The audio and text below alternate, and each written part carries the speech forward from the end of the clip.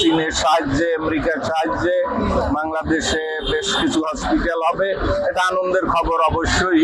বিভিন্ন জায়গার প্রস্তাব আসতেছে, বিভিন্নভাবে কথাবার্তা হচ্ছে। শুধু ঢাকার কাছাকাছি যাই আমরা, অত্যন্ত দুর্গম এরিয়া, বাংলাদেশের বঙ্গোপসাগরের পৌরঘেঁষা সবচেয়ে দক্ষিণের জেলা বরগুনা, এবং অনুন্নত প্রতি বছর ঝড় ঝঞ্ঝা, বিভিন্নভাবে প্লাবন, সিডোর, এটা সেটাই আমরা ভুগি, এবং অত্যন্ত দুর্গম এরিয়া, নদ নদী বিধৌত বরগুনা জেলা। আপনারা জানেন যে বরগুনা জেলার মধ্য দিয়ে বাংলাদেশের দুটো বড় বড় নদী পায়রা এবং বিষকেলি প্রবাহিত। তো যোগাযোগ ব্যবস্থা খুব সুবিধার নয়, এমনকি বরিশালে আসা যাওয়া করতেও সেই পাথরঘাটা থেকে, সেই আমতলি তালতলি থেকে, বেতাগি থেকে খুব কষ্টকর। এমনকি বরিশাল বিভাগ বর্তমানে বাংলাদেশের চিকিৎসা ক্ষেত্রে সবচেয়ে অপর্যাপ্ত সুযোগ সুবিধা পাচ্ছে।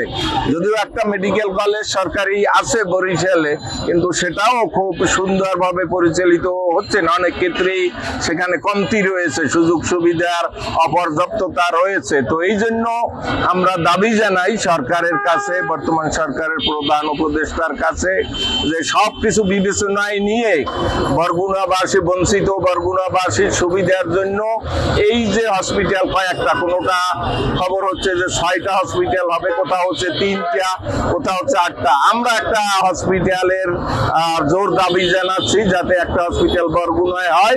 জমি জমার সমস্যা হবে না, কারণ দক্ষিণ অঞ্চলে জমি জমা এমনি জনবসতি তুলনামূলক কম, কিন্তু ভৌগোলিক এরিয়া অনেক বড়। সেই জন্য আশা করি জমি জমা বা অন্যান্য যে ইয়েগুলো দিতে হবে সেগুলো বরগুনাবাসী দিবে।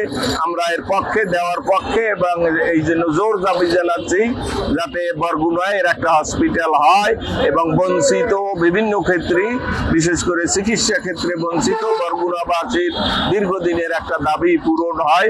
এটাই আমাদের আজকের এই সমাবেশের, আজকের এই মানববন্ধনের মূল কথা, এবং এই জন্যই আমরা এখানে একত্রিত হয়েছি।